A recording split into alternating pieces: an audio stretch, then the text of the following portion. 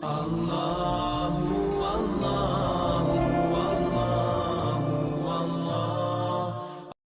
kelima, hati-hati dari musuh yang selalu mengintaimu. Jangan lupa, jangan mudah minta cerai atau menceraikan. Jadi ada syaitan ya, ingat. Di galangan jin, Bapak Ibu sekalian, sama dengan manusia ada 3 golongan. Ada jin mukmin, ada manusia mukmin. Ini jin mukmin sama manusia mukmin tidak akan saling mengganggu. Orang kalau sudah beriman, sudah tahu, dia tidak akan ganggu. Kita tidak mungkin minta, kita tidak perlu lintas alam namanya. Ya. Inilah saya, manusia, inilah air minum saya, inilah kue-kue saya, inilah pakaian saya, inilah rumah yang kita tinggalin, seperti ini. Jin itu punya dimensi waktu yang berbeda, punya karakter yang berbeda, punya fisik yang berbeda, punya makanan yang berbeda. Kita nggak perlu lintas alam ke situ. Makanya orang yang beriman, manusia beriman sama jin beriman sudah tahu mereka tidak akan saling ganggu-mengganggu. Ada di kalangan manusia namanya fasik. Fasik itu muslim tapi masih banyak dosanya. Dengan ada kafir. Di alam jin juga ada fasik, ada kafir. Fasik ini masih buat dosa, gitu kan? Dan kafir. Nah khusus di alam jin, yang kafir sama fasik ini namanya syaitan. Bisa ditangkap ya? Jadi semua syaitan pasti jin. Tidak semua jin itu syaitan. Iblis itu pimpinan syaitan. Di alam jin ada dakwah, ada jihad. Ada dakwah buat mereka. Kalau bukan karena permintaan iblis, minta agar dipanjangkan umurnya oleh Allah pada saat dia tidak mau sujud kepada Adam alaihissalam, pada saat awal diciptakan Adam, maka sudah lama dibunuh di jin-jin beriman tuh.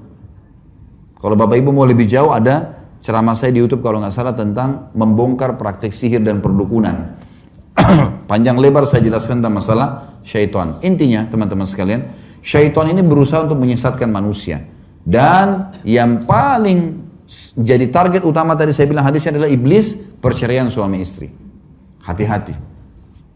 Saya bilang jangan mudah minta cerai. Bapak-bapak ini ibu-ibu, bapak-bapak jangan mudah menceraikan. Cerai itu seperti kalau ini Quran ini teman-teman sekalian, dikemas rapi, plastik begini, taruh baik-baik dalam sebuah rak, di dalam sebuah laci, kuncinya simpan. Ini jangan disentuh, ini sesuatu yang sangat mulia. Ini hanya dipakai kalau darurat. Kata cerai itu darurat. Pasangan kita jahat, tidak jalanin kewajiban, ya, ahli maksiat, nah baru kita pakai itu.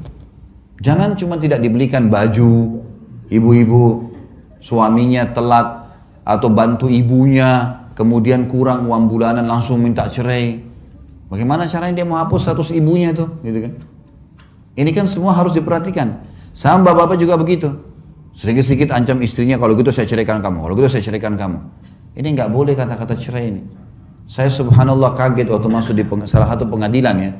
Saya pernah lewat di pengadilan di Surabaya, saya pernah lewat di pengadilan di Jakarta.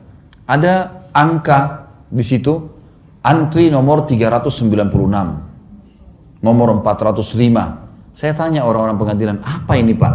Ini orang antri mau cerai Pak. Antri mau cerai. Sampai saya bilang subhanallah, ini berarti inilah apa namanya markasnya syaitan di sini nih. Bagaimana membuat orang antri untuk cerai 400 orang per hari loh. Setiap hari itu. Dan ada ibu-ibu keluar bangga bawa surat cerai. Udah cerai dari suaminya. Itu surat cerai itu sama surat ke neraka itu. Bahaya sekali. Kecuali memang suaminya ahli maksiat. Nah, itu.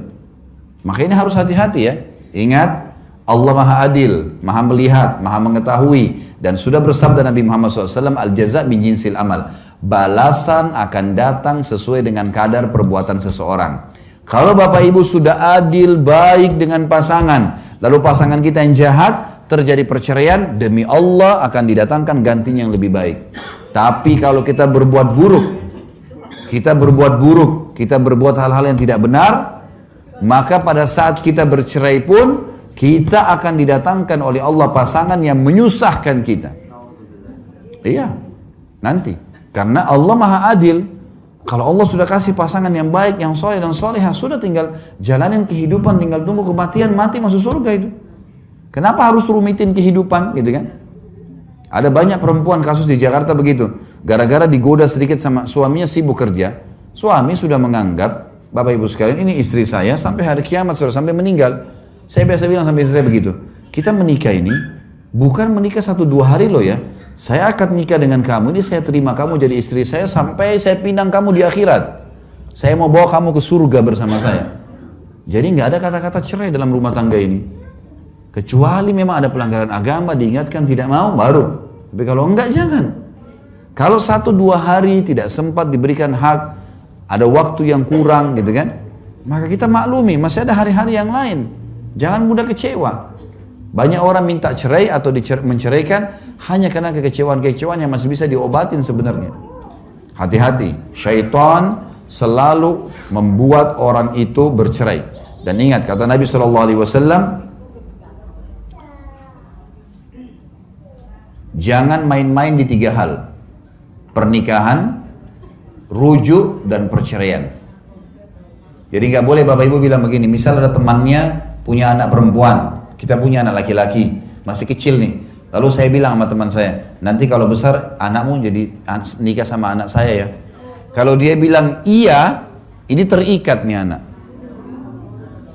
Nanti kalau besar kita harus bilang, nak, dulu pernah ayah atau ibu jodohin kamu mau nggak sama si fulan? Oh saya nggak mau, udah batal. Tapi harus dibilangin. Makanya Nabi bilang jangan main-main di pernikahan. Yang kedua, jangan main-main di rujuk. Rujuk itu kalau sudah cerai, saya ceraikan kamu misalnya, baik sudah bercerai. 3 bulan pertama, 3 kali masa haid dari pengucapan kalimat cerai. Kalau itu cerainya masih 1 atau 2, namanya tolak raj'i. Cerai boleh kembali. Di masa 3 bulan itu, kalau mereka rujuk tanpa akad nikah pun sah. Di masa iddah ya. Jadi misal tiba-tiba baikan, tiba-tiba berhubungan biologis, maka ini sah. Tapi kalau lewat 3 bulan, 3 kali masa haid harus akad nikah baru.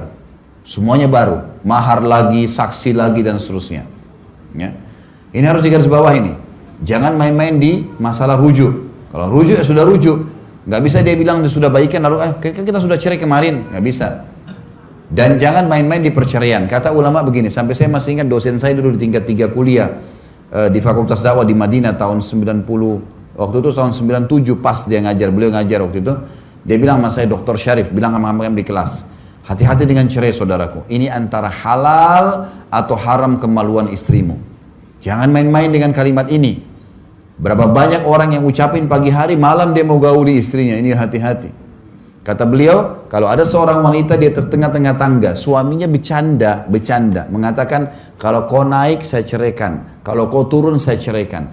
Kalau istrinya tetap naik, jatuh cerainya. Saking tidak bolehnya main-main dengan ini. Kita ini selalu cerai, ini nggak boleh. Ini langkah syaitan. Hati-hati. Ini masalah halal atau haram kemaluan.